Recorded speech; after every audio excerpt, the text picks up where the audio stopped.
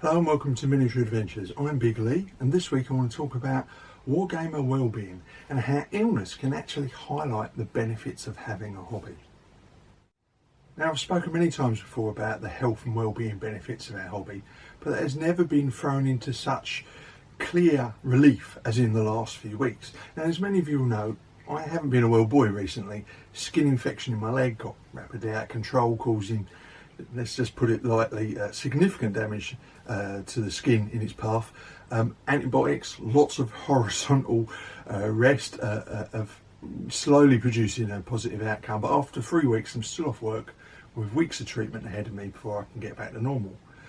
And what this lamentable period has taught me is that all the rhetoric about how having a hobby is good for our mental health is absolutely 100% true. Now, in an ever-evolving world dominated by digital technology and fast-paced lifestyles, the value of our hobbies that engages our mind, can't be underestimated.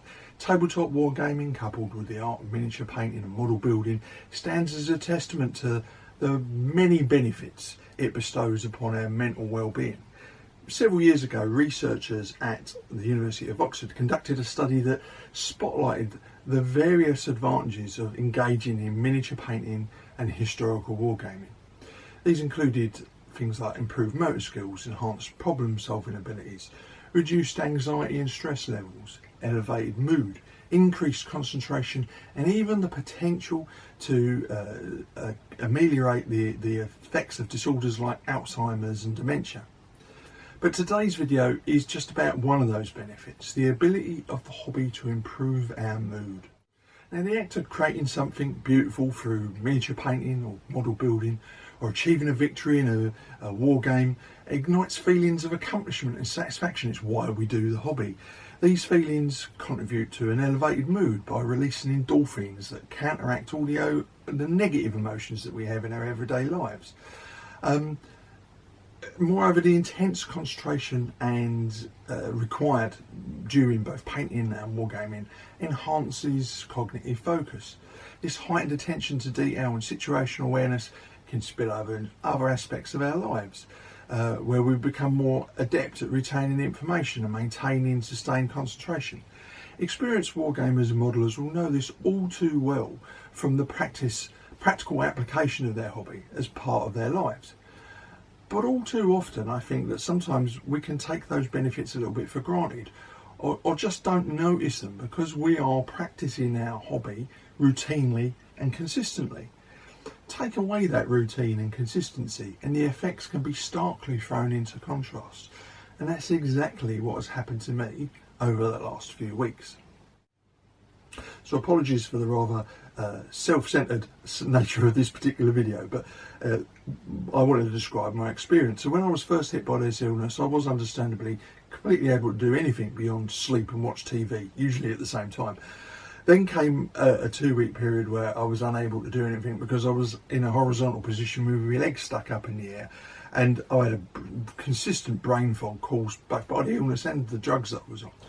And during this time, my mood grew steadily more negative, and it's no exaggeration to say that I was feeling very, very low indeed. And I've experienced this before, and I spent a similar period in hospital with this illness before. This week, however, I have been able to spend short periods of time sat up working on a few modelling projects, writing, making videos like this, and even playing a game one evening. And the difference in how I feel mentally is significantly improved. I'm not fully recovered. I'm going to miss a few upcoming shows as a result, but at least I can get some stuff done and engage that part of my brain that thrives on crafting and pursuing my hobby. And the juxtaposition of the first few weeks unable to do anything, and this week finally getting back to limited but welcome action, has highlighted the benefits of the hobby in a way that I've often discussed but never really experienced before.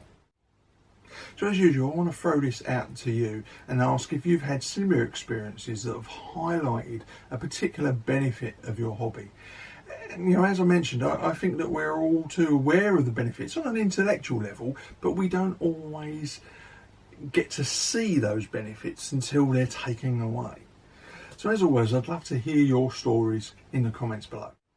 It's now time for a quick hobby update. So as already mentioned, I have actually been able to indulge in some hobby activity this week, including a game with Jonathan Freitag in the US, hosted via Zoom, set in ancient Egypt using basic impetus rules. Very short game, just 2.5 hours, which was about right for me because by that point my leg was starting to feel a bit uncomfortable. And I was uncomfortable not just because of the leg, but also because I was on the losing side, but that's another subject. We've got another game scheduled for the coming Monday, and I'm really looking forward to it because I think as a group we really enjoy playing it. So it was just good to get back to something like that and a bit of banter online because I've missed that over the last few weeks. On the downside, I've had to bow to the inevitable and accept that I will not be attending Partisan next week, and it's not even clear at this stage if I'm going to be able to do Sale Week the following week. At the moment, standing for any length of time is painful, and certainly walking around a game show for several hours is a clear non-starter. So, as I say, I'm going to have to bow to the inevitable and skip those particular shows, much as I hate doing it. However, I am hoping to be well enough to join my fellow rejects at the brand new replay event being held at the Royal Engineers Museum in Gillingham on the 28th of October.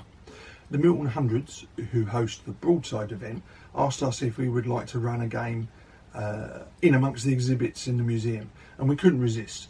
So more details will follow, but it's something that I'm really looking forward to after all of the negative impacts of my health over the last few weeks. So as already indicated, I also have a Workbench update. So subscribers to this channel will know that I have been able to get my 6mm stream making tutorial video out this week. It was about 95% complete like nearly a month ago before I went on holiday, and all I needed to do was complete the last batch of finished streams to film just to finish off the video. Now, I've managed to get it done this week. I've had to do it in stages, partly because of like limited time. I couldn't sit for any length of time, so I've been doing it in batches, but also because the method I'm using takes a lot of drying time. But I have now finished the models and therefore the video, and just getting all this completed has made me feel a lot happier. I've also been making a marsh from my Bosworth table using similar techniques and the same sort of materials. Next on the table on my project for the coming week are some 6mm resin buildings that you can see here. Those of you who have been following my Bosworth project will know that I have also done 2mm buildings for the same project. Exactly what ends up on the table is anyone's guess at this stage, but what Wargamer hasn't ended up buying the same items in two different scales for the same project. So that's all for this week, and as usual, if you've enjoyed the video, please like, subscribe and share, and if you want to keep up to date with my weekly content, please tap the bell notification icon. So until next week, look after yourself, keep gaming, and of course keep rolling high.